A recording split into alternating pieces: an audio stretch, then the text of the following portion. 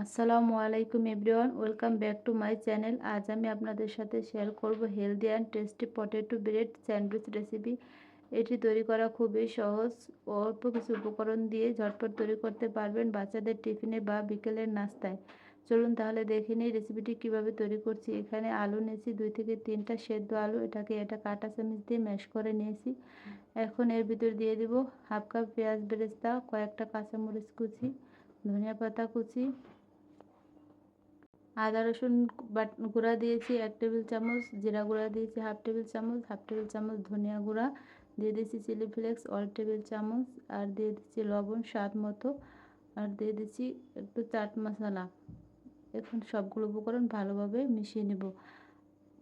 ঝালটা যে যার পছন্দ মতন বাড়িয়ে অথবা কমিয়ে নিতে পারেন, আমি ঝালটা কমিয়ে দিয়েছি।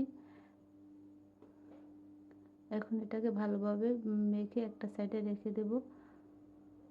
এখানে কয়েক পিস ব্রেড নিয়েছি। এখন ব্রেডের সাইডের অংশগুলো কেটে বাদ দিয়ে ব্রেডগুলোকে কেটে নিচ্ছি। চাইলে সাইডের অংশগুলো রাখতেও পারেন। এভাবে করে সবগুলো ব্রেড কেটে নিব। সবগুলো ব্রেড কাটা হয়ে গেছে। এখন একটা বেলনি দিয়ে এটাকে একটু বেলে নিচ্ছি। এভাবে করে সবগুলো ব্রেড বেলে নেব। এখন এর ভিতরে আলুর পুরটা দিয়ে দিচ্ছি। আলুর পুরের লেয়ারটা যে যার পছন্দ মতো মোটা অথবা পাতলা করে দিতে পারেন। আমি পাতলা করে লেয়ারটা দিয়ে দিচ্ছি। এখন এর উপর দিয়ে একটু সস দিয়ে দিব।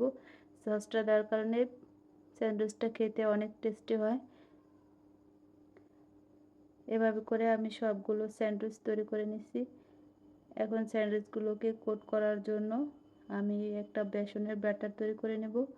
এজন্য নিচ্ছি হাফ কাপ বেসন, আর দিয়ে দেবো 1 টেবিল চামচ চালের গুঁড়া, আর 1 টেবিল চামচ কর্নফ্লাওয়ার, সামান্য একটু হলুদ গুঁড়া, আর একটু লাল মরিচের গুঁড়া, আর লবণ দিয়ে দিচ্ছি স্বাদ মতো। এর সাথে দিয়ে দিচ্ছি গ্রেট করা গাজর হাফ কাপ, আর ধনিয়া পাতা কুচি। এখন পানি দিয়ে একটা সফট ব্যাটার তৈরি করব।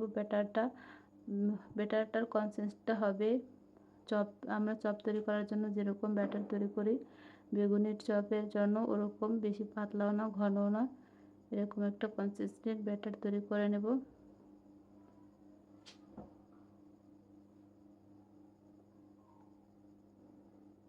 এখানে চাইলে আরও কিছু নরম সবজি অ্যাড করতে পারেন, টমেটো, ক্যাপসিকাম যে যার পছন্দ মতো। এভাবে স্যান্ডউইচ তৈরি করলে খেতে অনেক টেস্টি হয়, বাচ্চারা খেতে খুবই পছন্দ করে। এখন আমি 1 পিস ব্রেড নিয়ে এটাকে কোট করে নেব। কোট করে এখন ডুবো তেলে ভেজে নেব। একটা সাইড হয়ে গেলে এগুলো একটা সাইড করে আমি সবগুলো ব্রেড দিয়ে দিচ্ছি একসাথে। লো টু মিডিয়ামে রেখে এগুলোকে ভেজে নেব একটু সময় নিয়ে। তৈরি হয়ে গেছে পটেটো ব্রেড স্যান্ডউইচ রেসিপি। এভাবে সকাল বিকেলের নাস্তা বাচ্চাদের টিফিনে ইফতারে রাখতে পারেন পটেটো ব্রেড স্যান্ডউইচ রেসিপিটি। এটা তৈরি করা খুবই সহজ এবং হেলদি। বাসায় ট্রাই না করলে বুঝতে পারবেন না এটা যে কতটা টেস্টি।